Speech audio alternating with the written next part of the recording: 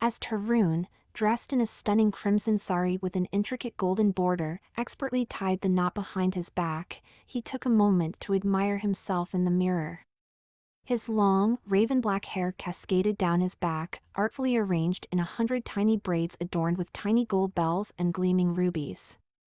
His face, expertly made up with layers upon layers of foundation, blush, and kohl liner, accentuated his flawless complexion.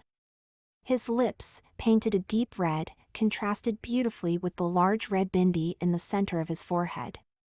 A triangular sindoor mark adorned the parting of his hair, symbolizing his marital status. His chest, once flat and masculine, now bore the weight of voluptuous, surgically enhanced breasts, encased in a low-cut blouse that left his nipples bare and pierced, peeking through the fabric. The blouse, as intricately embroidered as the sari, was designed to showcase his new assets, drawing attention to every curve and slope. A constellation of tiny gold bells jingled with each step he took, announcing his presence throughout the house. Around his neck, he wore multiple strands of pearl and gold necklaces, their weight pulling his head back in an elegant arch. His ears were adorned with 3 enormous gold earrings, each longer than his index finger, their intricate designs catching the light as he moved. A thick gold chain with a tiny pendant bearing Rachita's initials hung around his neck, the weight of it pulling at his chest. And, of course, no outfit was complete without the heavy, shining anklets with their tiny bells that tinkled merrily with every step he took. Tarun's attire was nothing short of over-the-top, exaggerated, exquisite. It was a testament to his dedication to Rachita's happiness and his unwavering belief that she deserved nothing but the best. As he went about his daily chores, dusting, vacuuming, and cleaning the house, he couldn't help but feel a sense of pride and satisfaction in his appearance. It wasn't just about looking good, it was about honoring his role as a sissy-maid husband, a servant to his beloved mistress. In the other room, Rachita lounged on the couch, flipping through fashion magazines and sipping champagne. She took a moment to glance at her husband, admiring the way he moved, the way he looked. "Oh, Tarun," she sighed, rolling her eyes, "you really are too good to me." She reached out and playfully swatted him on the butt, eliciting a yelp of surprise from him. "Now, don't think you can get away with that," she teased, "I know you like it." Tarun smiled sweetly, his lips painted a deep red. "Yes, mistress," he replied, bowing his head slightly. "I am here to serve you, to make your life as comfortable and luxurious as possible."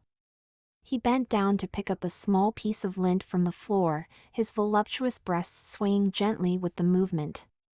"After all," he continued, his voice quivering slightly, "that is what a good husband should do." As he straightened up, he noticed Rachita watching him intently. "Is there something else you require, mistress?" he asked, his heart racing in anticipation of her reply. "A snack? A drink? Perhaps you'd like me to draw you a bath?"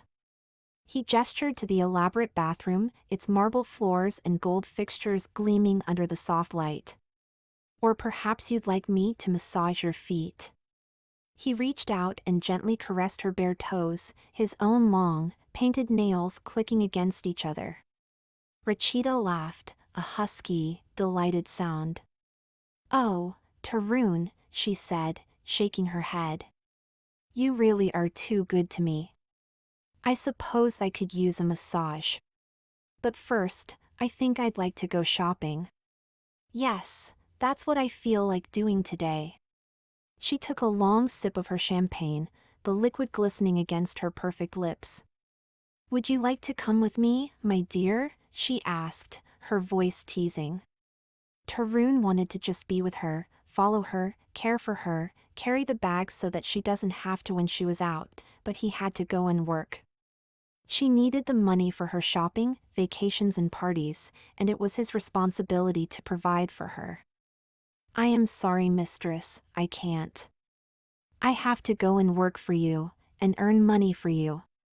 He kneeled and started kissing her feet in genuine guilt of not being able to be with her during her shopping trip. Oh, all right, Rachita sighed, wiggling her toes in mock dismay. But I expect you to work extra hard today, understand? And make sure you're back home early to prepare dinner. My mother is coming today, so you will have to prepare a feast, and clean all the surfaces again. She patted his head, her long, manicured nails clicking against his scalp. Off you go, then. I'll see you later. Do not be late. Tarun nodded obediently, his cheeks flushed with excitement and anticipation. He couldn't help but feel a twinge of guilt as he stood up, straightening his uniform.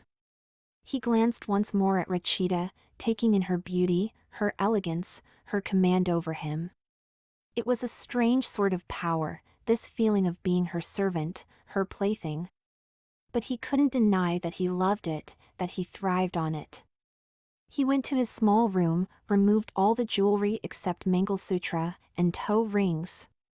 He cleaned up all the makeup and removed nail polish.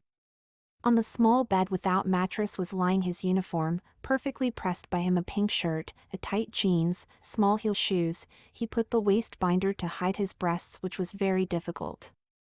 He started with wearing his frilly panties and bra and tucking his Mangalsutra under his shirt. He had to wear shirt completely buttoned up to his neck to hide his Mangalsutras. Rachita didn't want to show anyone except his secretary she was his mistress, although Tarun was proud to be her slave. He left his small room and walked to the car. His secretary was waiting for him. He climbed into the car and took his seat. The secretary, a tall, stern-looking woman named Priyanka, eyed him coolly as she drove them to the office. Tarun felt a knot forming in his stomach as they pulled up to the building. He knew what was coming, and he hated it just as much as he loved it. They entered the office, and Tarun made his way to his desk. He sat down, trying to appear confident and in control, but his heart was racing. Priyanka leaned in, her hand reaching for his collar. "Let me," she said curtly, before yanking it open. Tarun's chest heaved as she revealed his Mangalsutras, dangling innocently against his chest. Priyanka reached up, her fingers brushing against his skin, and slowly, teasingly, pulled the chain out from beneath his shirt. She held it up, examining it, before letting it drop back down against his chest. "And how about your?" She trailed off, her gaze traveling lower. Tarun swallowed hard, feeling the warmth spread to his face. "Your chastity," she finished, her voice cold. Tarun hesitated for a moment, then unbuttoned his pants, revealing the little silver cage that protected his most intimate parts. Priyanka raised an eyebrow, unimpressed. "Very good, Tarun. Now, get to work." She turned on her heel and strode away, leaving Tarun alone with his humiliation. He sat at his desk, his fingers trembling as he logged into his computer. He knew that today would be especially difficult, with Rachita's mother visiting and all. But he couldn't help but feel a twisted sort of pride in being her property, in being the one who was expected to cater to her every whim. It was a strange sort of power, this feeling of being owned. And despite everything, he couldn't help but crave it. He worked diligently throughout the day, his mind constantly wandering back to the image of Rachita in her beautiful gown, flicking through magazine or reading book or watching TV. As the day came to an end, Tarun made his way back to the home, eager to see Rachita. He stripped out of his clothes, revealing his feminine curves once more. He slipped on a transparent sari, the fabric clinging to his body like a second skin. The blouse he wore was low-cut, revealing his exaggeratedly large breasts, barely contained by the fabric. His nipples, pierced with tiny gold rings and bells, peeked through the cloth. He secured his hair with an elaborate bun, adorned with a single gajra. His chastity was visible under the sheer fabric of his sari, a silent reminder of his ownership. A huge butt plug filled him, pressing against his anus, and he couldn't help but feel the weight of it as he walked. The jewelry was a sight to behold. He wore an assortment of over-the-top bridal jewelry, multiple layers of bangles that clinked together as he moved, enormous anklets with bells that tinkled with each step, and necklaces so heavy they threatened to pull his head back. His Mangal-sutras were numerous and shining, dangling from his neck. The earrings were long and heavy, dragging across his shoulders. A large nose ring rested above his upper lip, and a bright red bindi adorned his forehead. His makeup was exquisite, accentuating his features and making his eyes appear larger than life. Finally, he slipped into a pair of impossibly high heels, their stiletto heels clicking against the floor as he walked. He took a deep breath, steeling himself for the moment he would see Rachita. His heart raced with anticipation, and his body tingled with desire. As he approached the room where she was waiting, he could feel her presence like a weight on his chest. He knew she would be wearing something beautiful, something that would make him feel small and insignificant. He couldn't help but smile, knowing that no matter what, he would be hers. He opened the door, revealing Rachita in all her glory. She was wearing a stunning red sari, its folds falling gracefully around her. Her hair flowing, and a small diamond earring. She didn't wear any other jewelry, and had minimal makeup. Tarun bowed his head, lowering himself to his knees. "Mistress," he whispered, "I am here to serve you." Rachita's gaze swept over him, taking in every detail of his attire, every piece of jewelry. "You look lovely, Tarun," she purred. "Now, go and fetch me a glass of wine. And then, perhaps you can finish all the chores, and dinner." Tarun nodded, his heart swelling with love and desire. He rose to his feet, careful not to trip in his heels, and hurried to do her bidding. He knew that tonight would be magical, and that he would do anything to make Rachita happy. As he went about preparing the wine and setting up the music, he couldn't help but feel a sense of peace wash over him. Despite the humiliation and the pain, he was content. Because in this world, he was nothing more than a slave to love. And he wouldn't have it any other way. He carefully selected a bottle of wine from the cellar, making sure it was chilled to perfection. The wine, a rich and velvety red, seemed to glow in the soft light, beckoning to be tasted. He poured it into a delicate crystal glass, letting the liquid dance and swirl, before taking it to Rachita. Next, he turned his attention to dinner. He began by meticulously washing and peeling the vegetables, his long, slender fingers moving with practiced ease. He then chopped and diced them into perfect little cubes, arranging them neatly on a platter. The fragrance of cumin and coriander filled the air as he tossed the vegetables with a homemade masala, their colors blending together in a symphony of flavor. He didn't forget about the meat either. He carefully marinated the chicken in yogurt and spices, letting the mixture infuse the flesh with flavor. Once cooked, the chicken was tender and juicy, falling off the bone at the slightest touch. He gently tossed it with more of the masala, allowing the heat to seep into the flesh, and then served it alongside the vegetables. Finally, he prepared the rice, cooking it to perfection in a fragrant blend of saffron and cardamom. He fluffed it with a fork, making sure each grain remained separate and distinct. He then arranged everything on a beautiful, hand-painted plate, the colors of the vegetables and meat dancing against the gold rim. It was a feast fit for a king and queen, and he knew Rachita and her mother Kiran would be pleased. As he placed the finished dinner on the table, he couldn't help but feel a pang of longing in his chest. He wanted nothing more than to sit beside Rachita and Kiran, to watch them eat and to serve them. But for now he still had a lot of work to do. Tarun began by carefully cleaning the living room, making sure every inch was spotless. He started by vacuuming the plush carpet, listening to the soothing hum of the vacuum cleaner as it devoured the dust and dirt. He then moved on to the sofas and chairs, wiping them down with a soft, clean cloth until they gleamed. The curtains were next, each panel carefully washed and hung to dry. Finally, he polished the wooden floors until they shone like a mirror, the reflection of the chandelier dancing off their surface.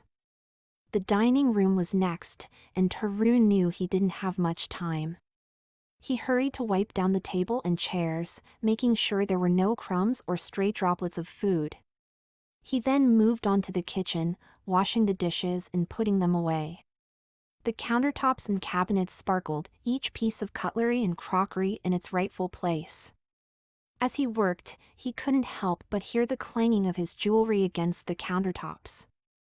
They seemed to echo throughout the house. But he didn't dare remove them, for fear of displeasing Rachida. He quickened his pace, determined to finish before she returned from her room. He turned his attention to the bathrooms. There were 4 in total, each one requiring its own special touch. He scrubbed the toilets and sinks until they shone, cleaned the showers and tubs, and replenished the towels and toilet paper. The scent of lavender and eucalyptus filled the air as he disinfected the countertops and floors, making sure every surface was spotless. As he worked, the jewelry around his neck and wrists clanged and clattered against the tiles, echoing through the house. It was a sound that was both melodic and irritating, a constant reminder of his bondage. But he couldn't help but feel a sense of pride in the way it glinted and gleamed in the light, a testament to Rachida's wealth and status. Finally, he turned to the TV room. It was a space he rarely visited, as it was reserved for Rachida and her friends when they wanted to watch television. The plush couches were arranged around a massive flat-screen TV, which was currently tuned to a popular Hindi soap opera. The sound was turned down low, but he could still hear the melodramatic dialogue and the swelling score. Tarun stood in the doorway, watching as Rachida sat cross-legged on the couch enjoying the show. Her long, dark hair was pulled back into a tight ponytail, revealing her delicate neck and the silver pendant that hung there. She wore a simple yet elegant salwar kameez, the rich colors of the fabric contrasting beautifully with her fair complexion. As he took in her appearance, he felt a pang of longing deep in his chest. He turned his attention back to the room, taking in the plush couches and the massive flat-screen TV. The room was tastefully decorated with modern art and vibrant pillows, giving it a warm and inviting feel. He began his cleaning duties. As Rachida left for her study, he methodically wiped down every surface and vacuumed the plush carpet. The sound of his jewelry clanging against his chest and wrists filled the air, a constant reminder of his servitude. The cleaning of the TV room took a long time, and by the time he finished, he was exhausted. He made his way back to the kitchen, where the dinner he had prepared still waited, untouched. He wanted nothing more than to serve it to Rachida and her mother, but he knew that he must first tend to the other rooms in the house.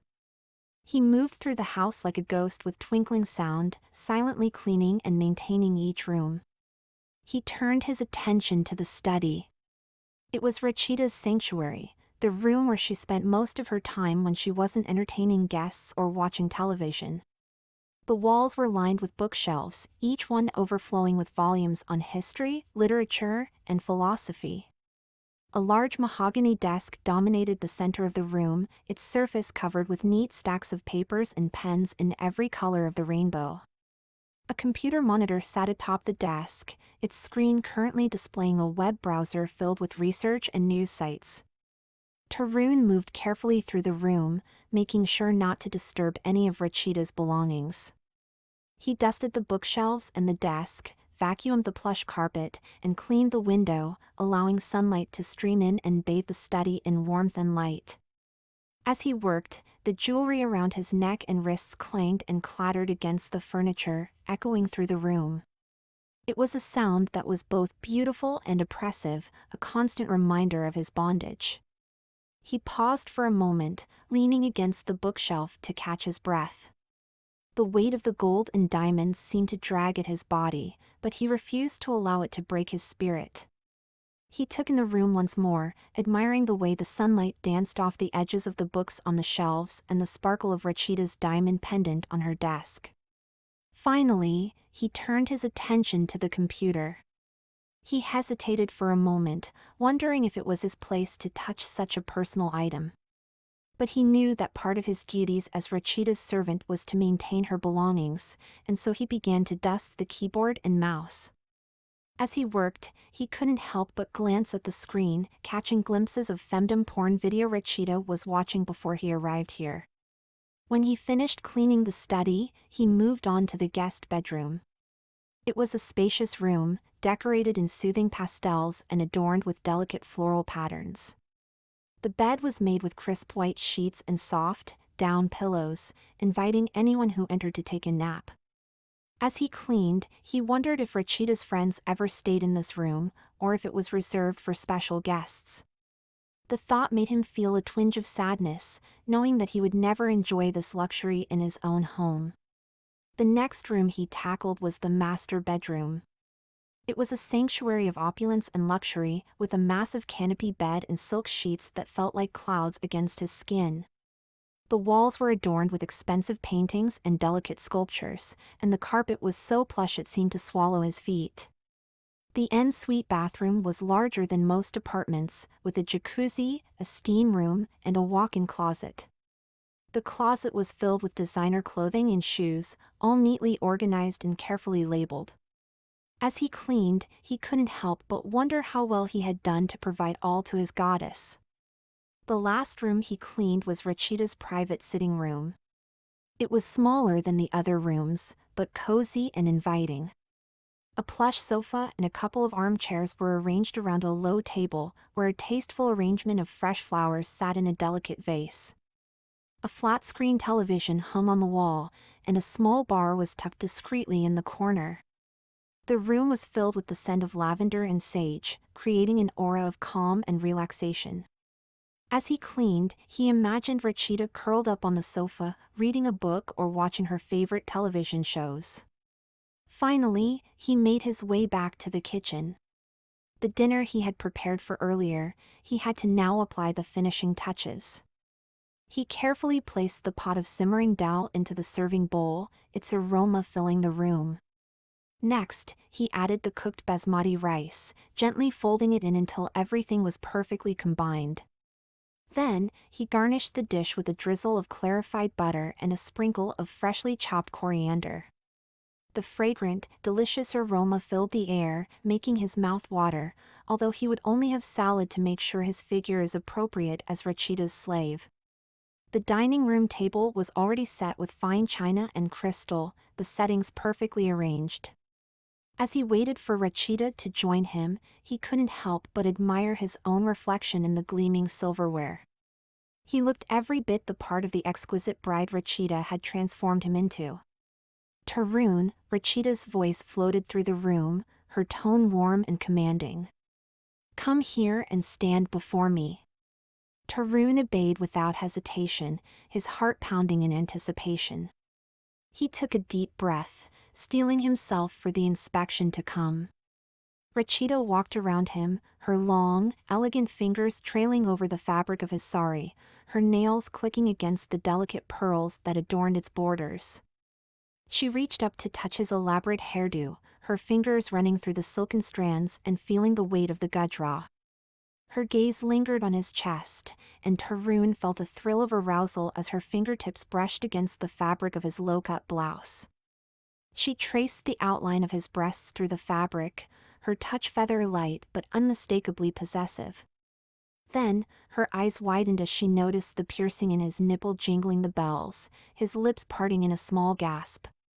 "How long has it been?" she purred, her voice low and sultry.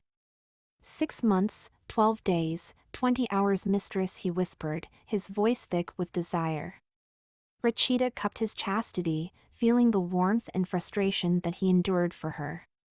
She moved on to examine each piece of his jewelry as she touched, felt and examined everything. Her fingers traced the intricate designs of the bangles adorning his wrists. She reached out and held his hand to examine the bangles on his middle finger. The sound of the tiny bells, so delicate and melodious, echoed through the room as she shook his hand, causing them to dance and tinkle merrily. She ran her long fingernails over the surface of the bangles, feeling the weight of each one as it clinked against the others.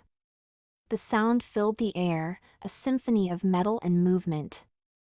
Next, she examined the anklets, heavy with bells, that dangled from his ankles. She tapped each one in turn, making the bells chime softly.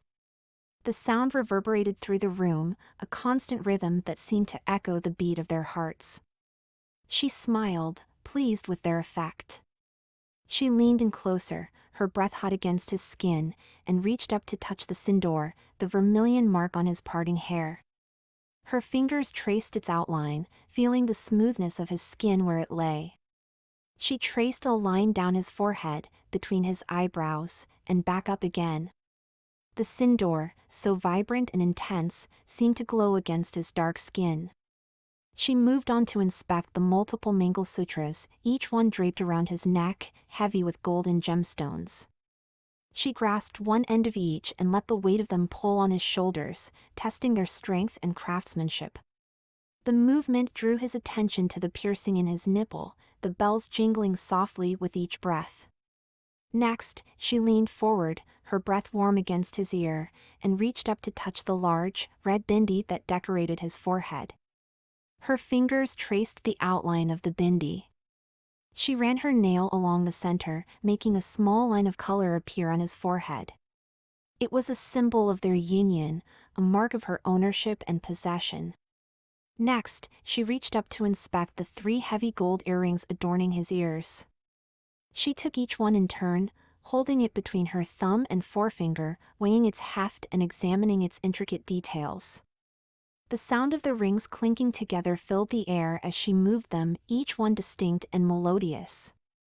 She smiled at the way they framed his face, accentuating his features and emphasizing his femininity.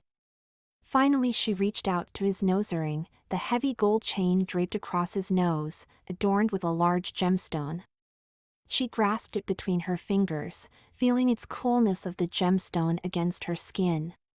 She tugged gently on it, enjoying the way it pulled at his nostrils, accentuating their fullness.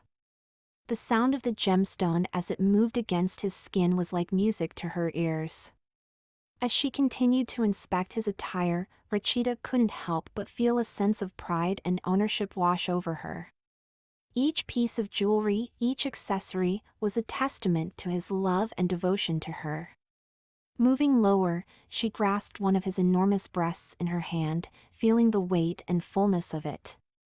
Her long fingernails scratched lightly against his sensitive nipple, making him gasp and arch his back involuntarily. She smiled, satisfied with the reaction she evoked. The nipple piercing, adorned with a delicate gold bell, glinted in the light, drawing her attention once more. She rolled the piercing between her fingers, teasing him as he squirmed beneath her touch. Tarun, unable to contain himself any longer, pleaded with her. "Mistress, please." His voice was thick with desire and need. Rachita leaned back, a teasing smile playing on her lips. "Please, what?" she purred, her voice low and sultry. "I beg you, mistress." His words were a whisper, but they carried all the passion and longing that he felt. Just then doorbell rang, and Rachita let go of him in frustration. "Get that, boy," she said, her voice tinged with annoyance. Tarun hurried to the door, his heart pounding with anticipation and dread. He opened it, revealing Rachita's mother, Kiran. "Ah, mother," he said, bowing low in greeting. As Kiran stepped into the room, Tarun bent down and kissed her feet, then the hem of her sari. "Welcome, mother," he said, his voice shaking with emotion. "Please, come in." He led her to the sitting area where Rachita was waiting, her eyes locked on the door, a mix of anger and fear in their depths. Tarun crawling behind Kiran and kissing the floor behind her. "Thank you, dear," Kiran said, her voice cool and distant. She sat down on the ornate cushion and motioned for them to join her. Tarun and Rachita exchanged glances before he took his place on the floor beside her. "I hope you've been taking good care of my daughter," Kiran said, her gaze flicking between them. "She looks different." There was an unspoken accusation in her words, a subtle condemnation of their relationship. Rachida shifted uncomfortably, her cheeks flushing. "Mother, please," she began, but Kieran held up a hand to silence her. "No, let your husband speak," she said, her voice hard. "Tarun, I want to know exactly what has been going on here. You are a man." She gestured towards his jewelry and attire. "This is not who you are." Tarun took a deep breath, steeling himself against the pain that her words caused. "Mother, I cannot deny that what has happened is true," he said, his voice steady despite the turmoil within. "Mistress Rachida and I are married, and I am her husband now. I love her with all my heart, and I will do anything to make her happy." He reached out to take her hand, but she pulled it away, her face flushed with anger and shame. Kieran's expression hardened further, her eyes narrowing. "You have brought dishonor upon this family," she said, her voice cold as steel. "You have forsaken your duty to me and your family. I cannot condone this behavior." Rachida bit her lip, fighting back tears. She knew her mother was hurt and angry, but she wished Kieran could understand the depth of love and devotion that Tarun had for her. "Mother, please," she pleaded. "I am not a child anymore. I am an adult, and I choose who I marry. I chose to marry Tarun, and I choose to be his wife and his mistress. I deserve to be pampered and cherished and worshipped." Tarun reached out to comfort Kieran, but she pushed him away. "Do not touch me," she snapped. "You are no longer my son-in-law. You are no longer a part of this family." The words struck Tarun like a physical blow, and he winced in pain. Kieran continued, her voice cold as ice. "You have brought shame upon this family. You will leave this house today, and you will never return. I want all of your belongings packed and out by the door before sunrise. You will take nothing with you except what you came in with." Rachida's heart shattered at her mother's words. She wished she could make her understand, but it seemed impossible. She fought back tears, struggling to maintain her composure. "Mother, please," she began, but her voice trailed off. Kieran's expression softened slightly. She knew that she was being cruel, but she couldn't help but feel a twinge of sympathy for her son-in-law. He had been a good boy, a dutiful husband.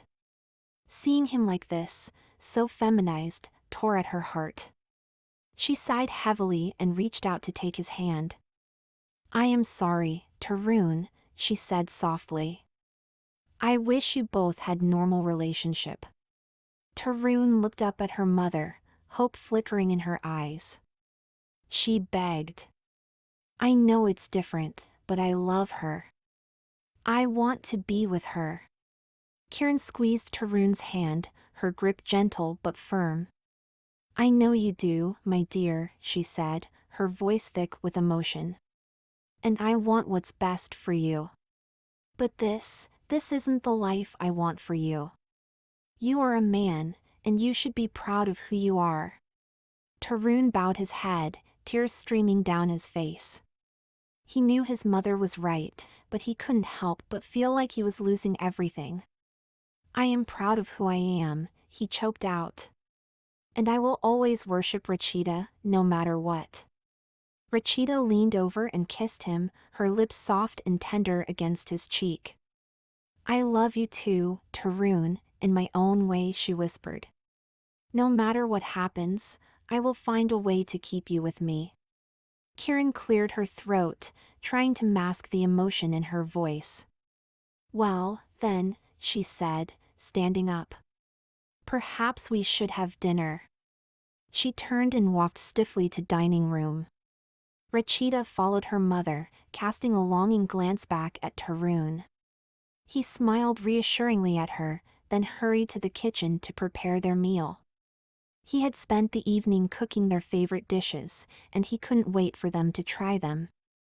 As he worked, he found himself humming a gentle tune, his movements graceful and fluid. The dining room was beautifully set with fine china and crystal glasses. Kieran sat stiffly at the head of the table, her posture rigid. Rachida took her seat next to her, feeling the weight of her mother's disapproval. They ate in silence, the only sound the clink of silverware on china. Tarun entered the dining room, carrying a massive tray laden with steaming dishes. He knelt before them, his head bowed, and began to serve each of them in turn. His movements were graceful and reverent, and it was obvious that he took great pride in his role as their servant. Despite her disapproval, Kieran couldn't help but feel a twinge of envy as she watched her son-in-law tend to their needs. There was a sense of peace and contentment in the air, a feeling that everything was as it should be. It was a far cry from the tension that had filled the house just hours earlier. She knew that this lifestyle was not for her, but she couldn't deny the beauty in the love that Tarun and Rachida shared. Rachida, too, felt a sense of comfort and warmth in the presence of her husband. His dedication to her and their relationship was inspiring, and it made her feel cherished and adored. As they ate, she couldn't help but steal glances at him, admiring his beauty and grace.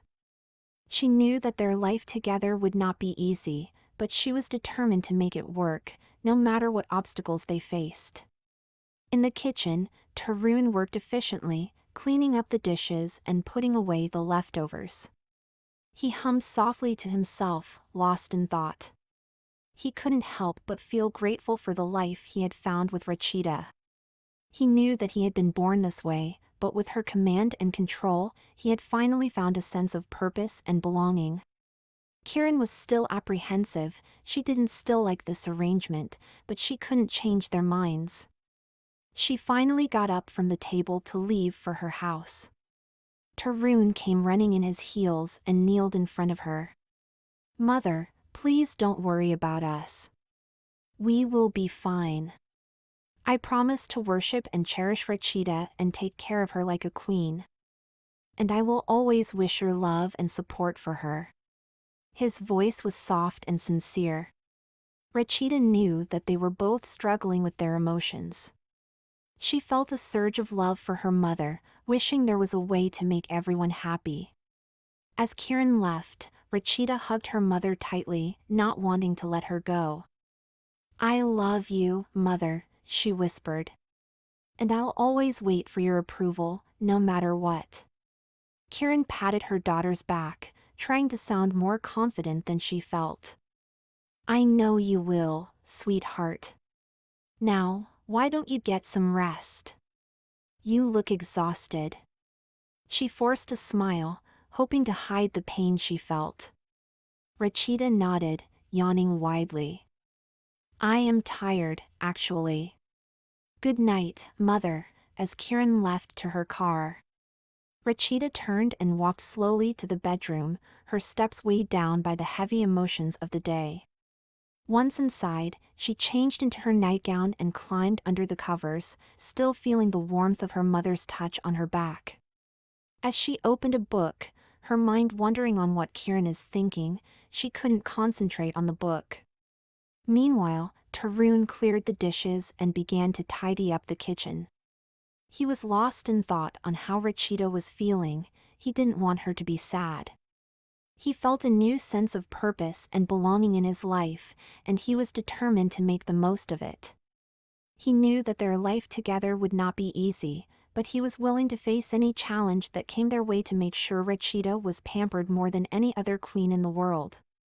As he finished cleaning the kitchen, he walked slowly to the master bedroom, carrying a small wooden box in his hands. He set it down on the nightstand and opened it, revealing a collection of exquisite creams to massage his mistress's legs. He selected a warm and fragrant cream, rubbing it between his palms to heat it up before gently applying it to her legs.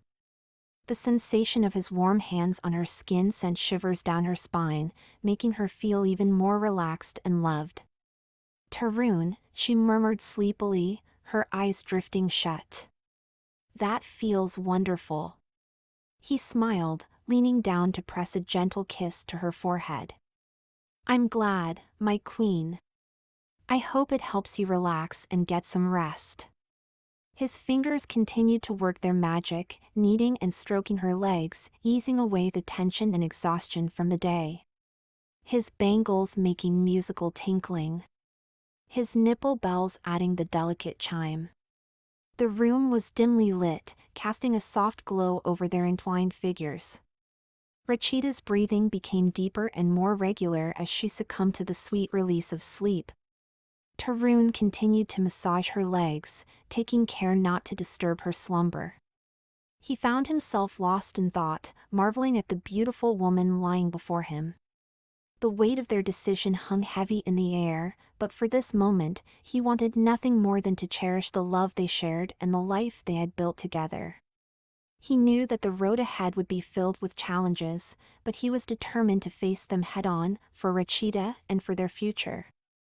As he massaged her legs, he couldn't help but wonder what the future held for them. Would they be able to find a way to balance their new life with their old one? Would their families ever truly accept their relationship?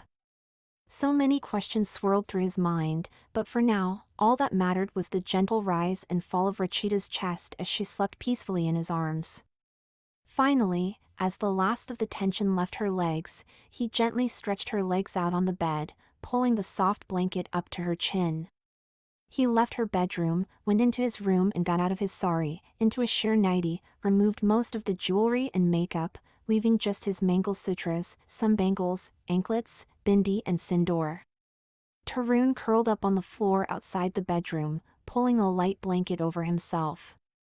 The cool air from the open window tickled his skin, but it was nothing compared to the unsettling chill that seemed to have invaded his heart. He stared up at the ceiling, his thoughts racing in 100 different directions. He closed his eyes, trying to find some peace in the darkness. He listened to the gentle sound of Rachita's breathing, the soft rustle of the curtains in the breeze, and the distant hum of the city outside. Despite everything, he found himself drifting off to sleep, the comforting presence of Rachita's love surrounding him like a warm blanket.